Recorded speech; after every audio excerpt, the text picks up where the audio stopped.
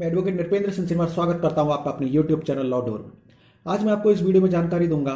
कि जब किसी आपराधिक प्रकरण में किसी अभियुक्त को सरकारी गवाह बनाया जाता है तो सरकारी गवाह बनने के बाद में उसे न्यायालय द्वारा कैसे क्षमादान दिया जा सकता है या माफी दी जा सकती है और कैसे उसे सरकारी गवाह बनाया जाता है। पर इस जानकारी को आगे बढ़ाने से पहले मेरी आपसे विनती है कि इसे शेयर, लाइक, सब्सक्राइब जरूर करें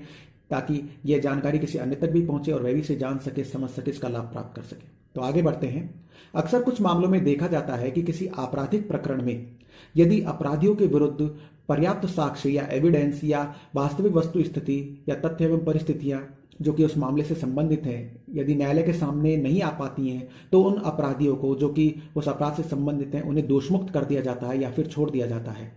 ऐसी ही कुछ परिस्थितियां उत्पन्न होने पर जहां की अपराध से संबंधित अपराधियों के विरुद्ध कोई प्रॉपर साक्ष्य अवेलेबल नहीं है तब प्रोसिक्यूशन या फिर अभियोजन पक्ष के द्वारा उन अपराधियों में से किसी एक अपराधी को या अभियुक्त को सरकारी गवाह बनाया जाता है तथा वह अभियुक्त या अपराधी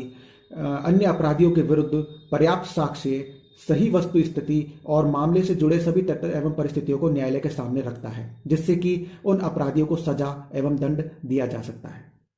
तथा ऐसी परिस्थिति में जो अभियुक्त सरकारी गवाह बना है उसे न्यायालय के द्वारा क्षमादान दिया जा सकता है या माफी दी जा सकती है।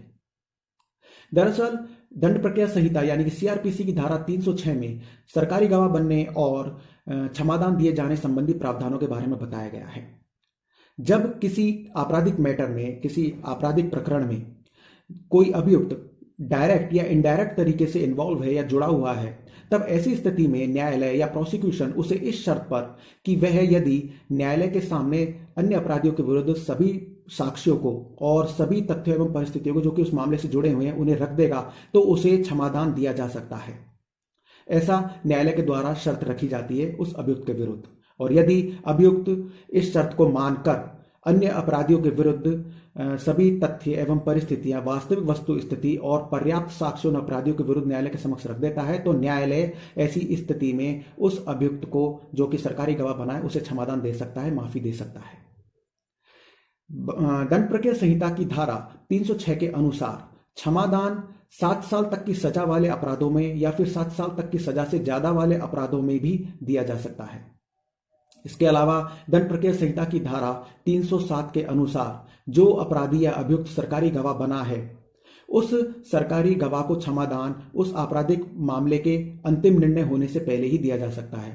तथा इसके अलावा भारतीय साक्ष्य अधिनियम की धारा 133 के अनुसार यानी कि इंडियन एविडेंस के सेक्शन 133 के अनुसार जो व्यक्ति सरकारी गवाह बना है, जो अपराधी या अभियुक्त सरकारी गवाह बना है, उस अपराधी की, उस अभियुक्त की एक हैसियत एक सक्षम गवाह के रूप में ही होती है, कॉम्पिटेंट विटनेस के रूप में ही होती है, सक्षम साक्षी के रूप में ही होती है। यदि कोई अपराधी जो कि सरकारी गवाह बना है उसके द्वारा अन्य अपराधियों के विरुद्ध पर्याप्त साक्ष्य या फिर वास्तविक वस्तु स्थिति या फिर सभी तथ्य एवं परिस्थितियां न्यायालय के सामने सही सही नहीं लाए जाते हैं और न्यायालय को इस बात की संतुष्टि हो जाती है कि वह अपराधी सरकारी गवाह बनने के बाद में न्यायालय की मदद नहीं कर रहा है तो न्यायालय ऐसी स्थिति में उसके विरुद्ध कड़ी से कड़ी कार्रवाई कर सकता है। सरकारी गवाह बनने की प्रक्रिया में एक महत्वपूर्ण बिंदु यह है कि प्रोसिक्यूशन यानी कि अभियोजन पक्ष के द्वारा सरकारी गवाह को प्रस्तुत करना होता है। किसी अपराधी के द्वारा या सह अपराधी के द्वारा स्वयं आवेदन करने पर कि वह सरकारी गवाह बनना चाहता है ऐसा आवेदन नहीं किया जा सकता है और यदि किसी अपराधी के द्वारा ऐसा आवेदन किया जाता है कि वह सरकारी गवाह बनना चाहता है तो यह न्यायालय के विवेक पर निर्भर करता है कि वह उस आवेदन को स्वीकृत करे या फिर उसे संस्वीकृति मान ले या कन्फेशन मान ले।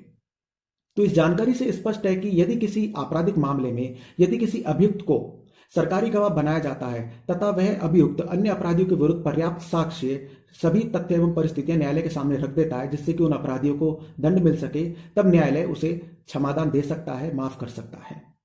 तो ये जानकारी आपको कैसी लगी मुझे कमेंट बॉक्स में लिखकर जरूर बताइएगा तथा साथ ही इसे शेयर, लाइक, सब्सक्राइब जरूर करें जिससे कि किसी अन्य तक भी ये पहुंच सके और वह भी इसे समझ सके। फिर मिलेंगे एक नई कानूनी जानकारी के साथ अपने अगली वीडियो में। नमस्कार।